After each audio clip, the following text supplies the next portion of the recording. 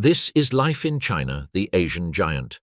Where women choose lovers in the heart of Asia, where millennia-old temples share space with futuristic skyscrapers, there exists a little-known truth as real as the stone dragons that guard village entrances. In certain regions of China, women not only choose whom to marry, but also with whom to share the most intimate secrets of their desire. And no, these are not clandestine stories or scandals hidden down dark alleys. These are customs woven into the social fabric for generations, upheld by tradition and sometimes celebrated as symbols of female autonomy. Imagine a village wrapped in dawn mist, where curved tile roofs peek through rice paddies as if guarding ancient secrets. There, women awaken early, don embroidered garments stitched with red threads, a symbol of fertility, and begin their day without asking anyone's permission. They are the protagonists of a system that allows them more than mere survival. It allows them to choose. One of the most fascinating examples is found among the Mosuo women, known as China's last matriarchy. In the Lugu Lake region of Yunnan province, marriage as we understand it simply does not exist. Instead, the so-called path of love prevails. Each night, men walk to the homes of the women with whom they wish to share intimacy. If welcomed, they may spend the night. But at dawn, they return to their mothers' homes. There are no eternal commitments or marital duties, only daily, free, mutual choice. In this system, children bear the mother's surname and are raised by the mother's family. Maternal uncles typically assume the male roles, while biological fathers have no formal obligations. Far from chaos, this structure has functioned for centuries, proving that female freedom is not a threat, but an alternative form of social order. What is sensual here is not scandal, but cultural identity. Elsewhere in the country, dynamics differ, but are equally revealing. In major cities like Shanghai or Beijing, many young women with purchasing power are breaking the traditional mold. Some choose never to marry, others maintain parallel relationships with tacit consent, still others explore the figure of the lover as a conscious choice, not a guilty secret.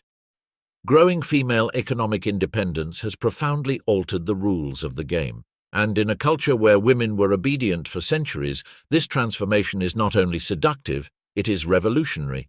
Of course, this reality is not experienced the same way everywhere. In rural areas, patriarchal traditions still limit women. Yet even there, certain ancient customs reveal that female desire was never fully repressed. In the past, some women used poetry to declare their love or wove hidden symbols into their clothing to signal whom they desired. Though done in silence, their message was clear. I choose too.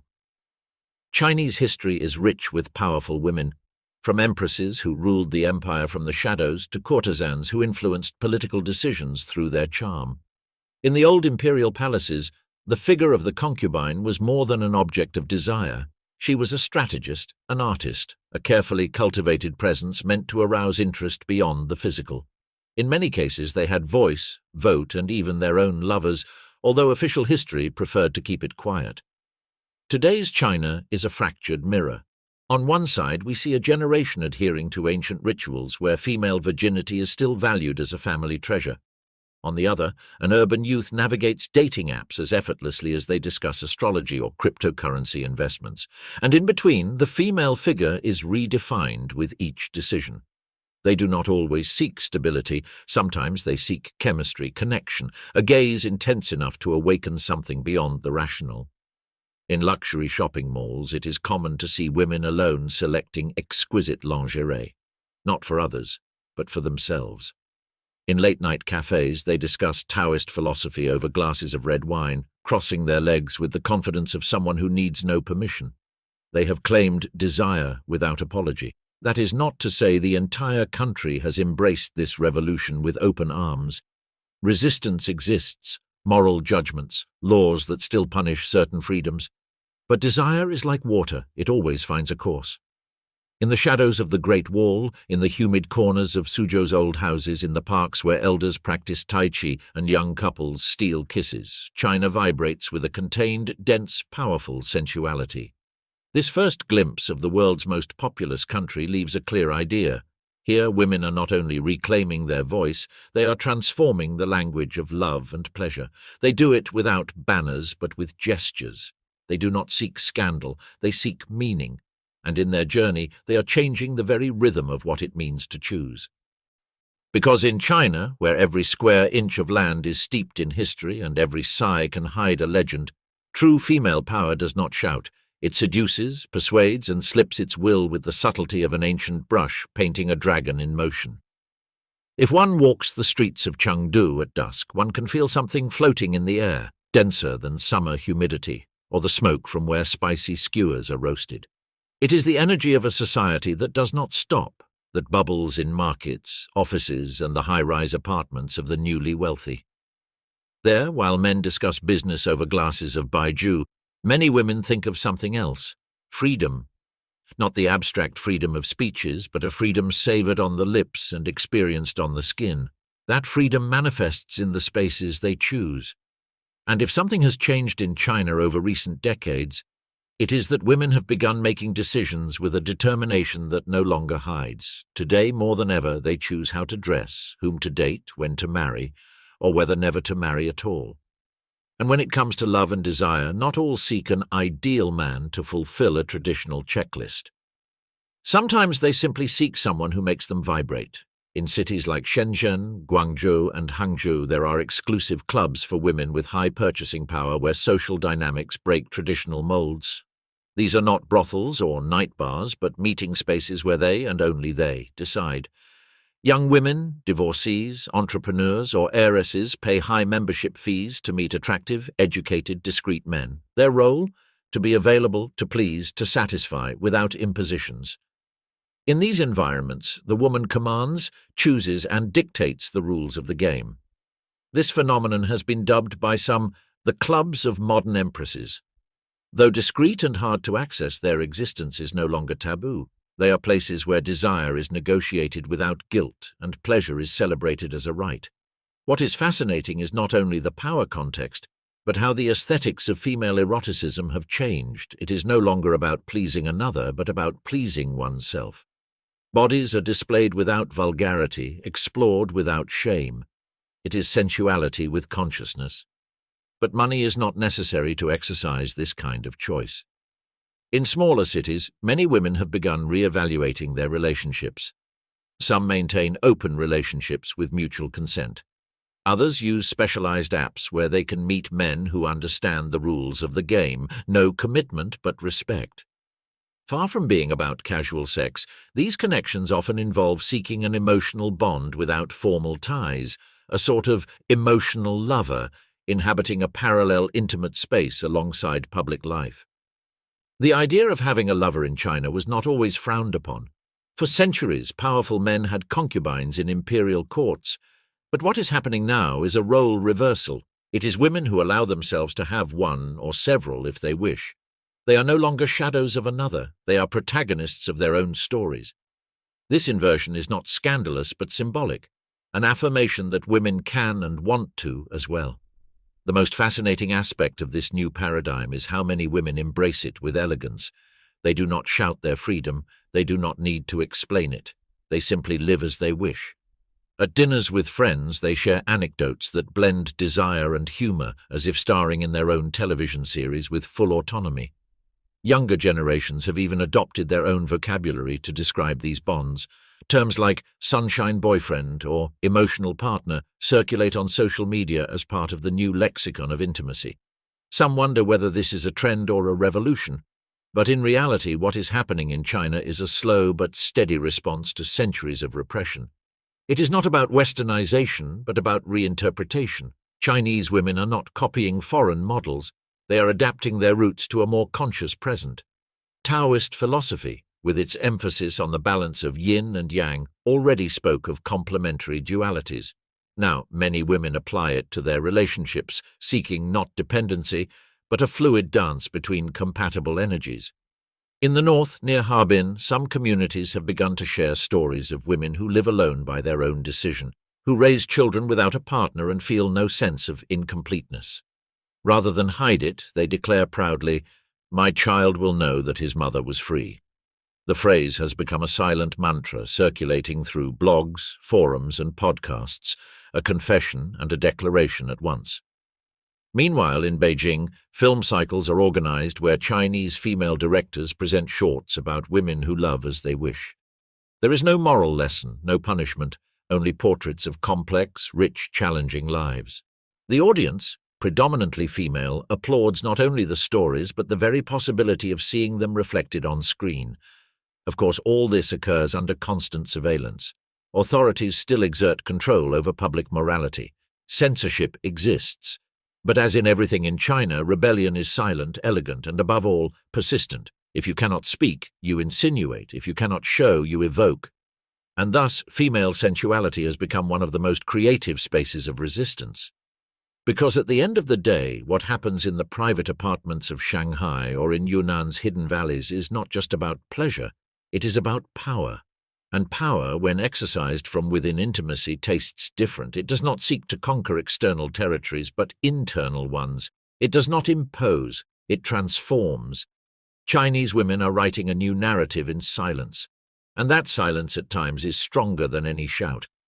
In the heart of Chinese cities, far from bustle and skyscrapers, there survive ancestral traditions that shape many women's intimate lives.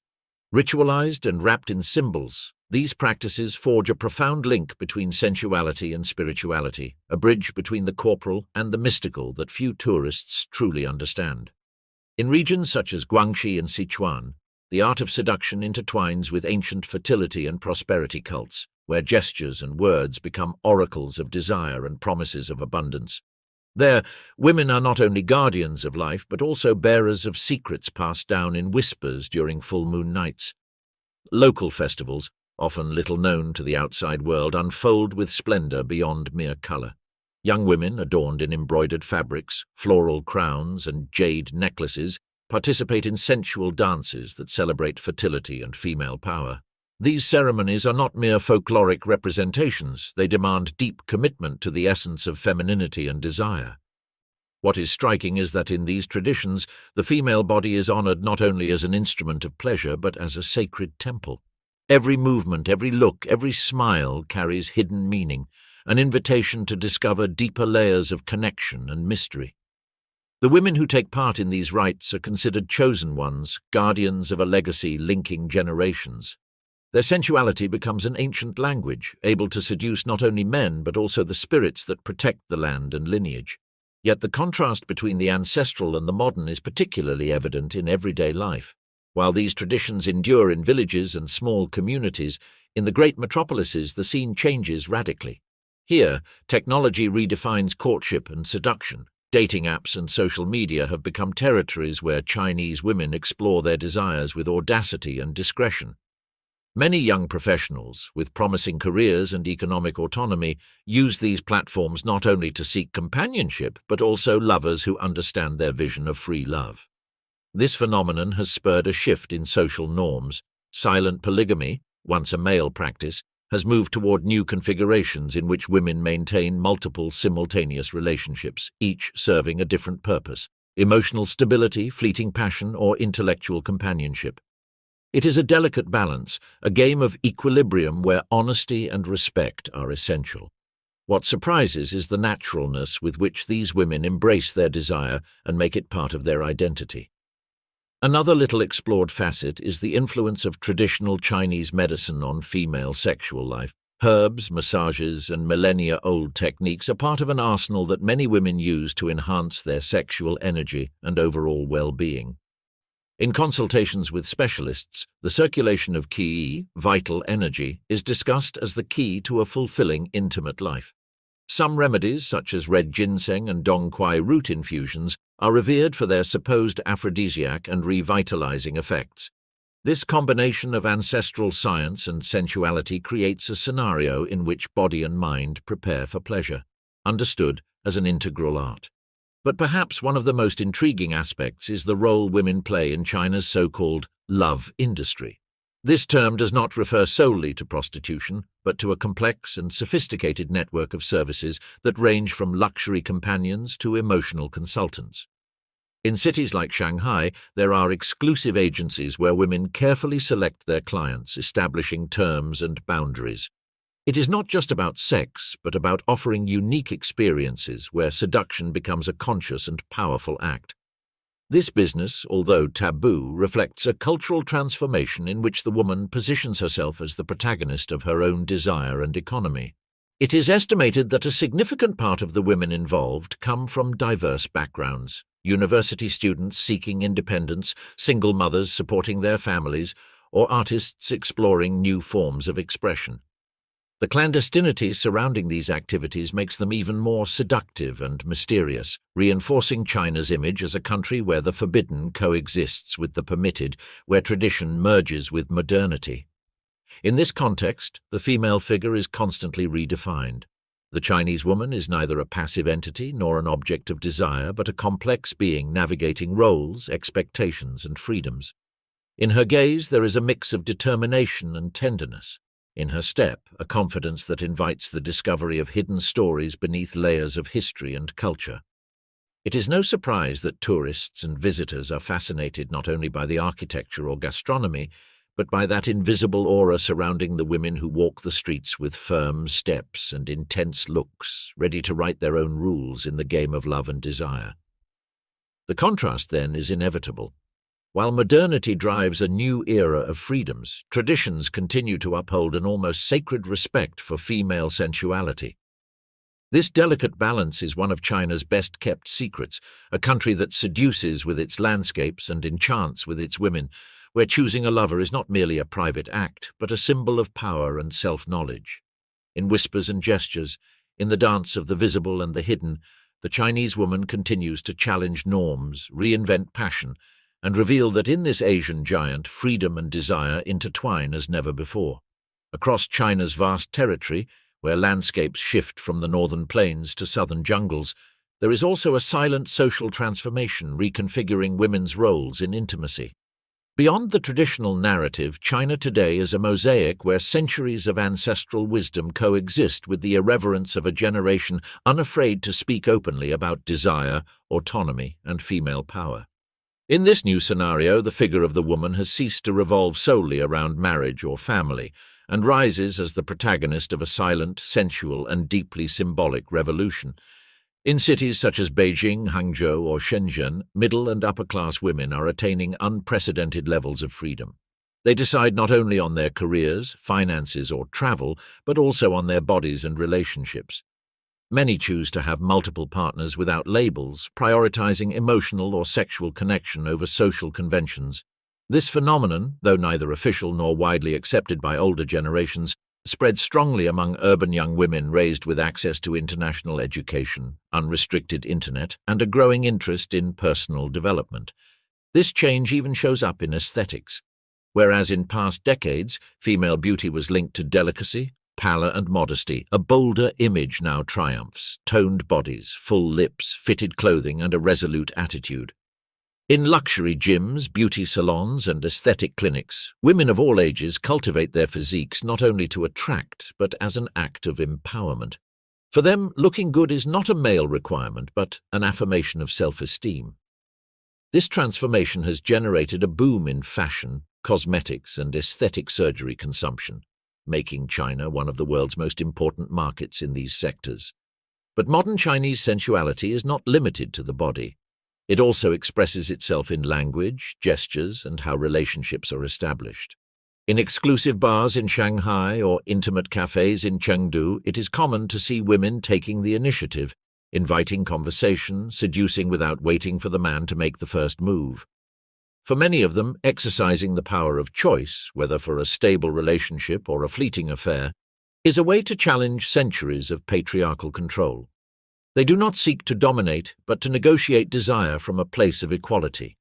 A striking phenomenon is the figure of the little lover, known as xiaoxianrou, literally young, fresh meat.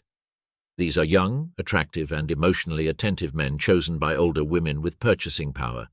This inversion of roles, in which the woman protects, pays, and directs the relationship, not only breaks the norm but establishes a new emotional dynamic.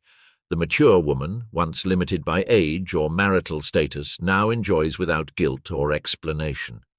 These relationships, though sometimes fleeting, reflect a contemporary vision of love, free, pragmatic, and based on mutual pleasure. Internal tourism also plays a part in this intimate revolution. Traveling alone or with friends has become common among young Chinese women. In places like Hainan, the tropical island in the south, wellness and relaxation spaces exclusive to women have developed, where they can enjoy spas, yoga, healthy cuisine, and, in some cases, sensual retreats exploring tantra techniques, meditation, and conscious eroticism. These spaces are not only an escape from urban stress, but also an opportunity to rediscover themselves away from the male gaze. Here, the female body is explored with curiosity, unhurried and without guilt. Moreover, erotic literature written by women has experienced a notable boom. On digital platforms such as WeChat and apps like Jinjiang Literature City, thousands of anonymous female writers share stories in which protagonists live intense romances, make bold decisions, and enjoy their sexuality with pride. Many of these stories go viral, generating reader communities that comment, debate, and inspire one another. This wave of sensual narratives written by and for women is generating a profound cultural shift, giving voice to a dimension of female desire that had been silenced for generations. However, not everything is ideal. Despite these advances, challenges persist. Social pressure to marry before 30 remains strong, especially in rural areas. Women who do not marry are labeled shengnu, or leftover women, a term carrying brutal stigma. Yet many of these women rebel against that label. Some choose to be single mothers, others decide to live alone, have open relationships, or simply travel the world. They are women who prioritize freedom above social expectations and find in that chosen solitude a new form of power. Even in the business realm, this transformation is visible. In recent years, the number of women-led startups offering services related to sexual well-being has increased, from intimate toys to online courses on bodily self-knowledge. These entrepreneurs not only generate income but also open necessary conversations about pleasure, consent, and sexual diversity. Some of these brands have gone viral on social media, showing that female desire can be a creative, economic, and transformative force. Walking through the streets of China's major cities, it is clear this female revolution does not stop. It is in the way women walk, how they look at men, how they laugh among themselves without fear of judgment. It is an energy that vibrates beneath the surface, like a secret, shared among women who know they are changing the world without needing to shout it. Because in China today, more than ever, female sensuality is a political force, a declaration of independence, and a way to reinvent what it means to be a woman in the 21st century. Talking about China is to immerse oneself in a complex, fascinating universe full of contrasts. It is not simply the most populous country in the world or a rising economic power. China is a living civilization with more than 5,000 years of history, coexisting with overwhelming technological modernity. In its cities, smart skyscrapers rise, while in rural villages, rice is still harvested by hand. In its customs, ancestors are honored even as people browse the internet avidly from any mobile device. This constant duality makes China one of the most enigmatic and seductive places on the planet. To understand everyday life in China, one must begin with its impressive geography. With nearly 10 million square kilometers, the country spans deserts such as the Gobi, eternally snow-capped mountains like Tibet, subtropical jungles, colossal rivers such as the Yangtze and the Yellow River, and coastlines stretching more than 14,000 kilometers. Each region has its own accent, cuisine, clothing, and way of understanding the world. It is no exaggeration to say that crossing China is like visiting several countries in one. Economically, China has staged the most spectacular miracle of the 21st century. In just 4 decades, it went from an agricultural, impoverished country to becoming the world's second-largest economy. Cities like Shanghai, Guangzhou, and Shenzhen are now futuristic metropolises with bullet trains reaching 350 kilometers per hour, luxury shopping centers, and technology zones rivaling Silicon Valley. This transformation has not only modified the urban landscape, but also the mentality of its population, especially among young people who now aspire to globalized, connected, and ambitious lifestyles. But outside the great urban centers, China hides another face, that of the countryside, where more than 500 million people still live. In these rural areas, traditions remain strong. There, ancient festivals such as Lunar New Year or the Mid-Autumn Festival are celebrated with almost religious devotion. Entire families gather to prepare jiaozi, steamed dumplings, burn incense to honor ancestors, and launch fireworks that illuminate the villages. Although many young people migrate to cities for work, they always return for the festivities, thus maintaining a sacred bond with their roots. Education is another pillar defining life in China. From an early age, children are trained under strict academic discipline. The Gaokao, the college entrance exam, is one of the most demanding in the world. Millions of students prepare for years to achieve good results, since their professional future depends on it. This focus has produced highly skilled generations, though it has also sparked debates about childhood stress, mental health, and the lack of creativity in the educational system. Socially, China's family structure has undergone profound changes. Traditionally, people lived under a Confucian model in which children owed absolute obedience to their parents and respect for authority was unquestionable. However, with urbanization, the one-child policy, recently abolished, and the advance of feminism, these dynamics are evolving. Today, many young couples choose to live alone, travel first, and postpone marriage. Even the concept of family is becoming more flexible, with the emergence of single-parent households, same-sex couples, although not yet officially legalized, and alternative communities. One of the most characteristic elements of urban life in China is its frenetic pace. Cities like Beijing or Shanghai never sleep. Avenues are always lit, restaurants are open until dawn, and food delivery services operate at any hour. Mobile apps dominate daily life. With a single tap on the phone, one can order food, pay rent, schedule medical appointments, or even buy an apartment. WeChat, the omnipresent social network, functions as a hybrid of WhatsApp, Facebook, Tinder, Amazon, and a bank. Without it, it is almost impossible to integrate into daily Chinese life.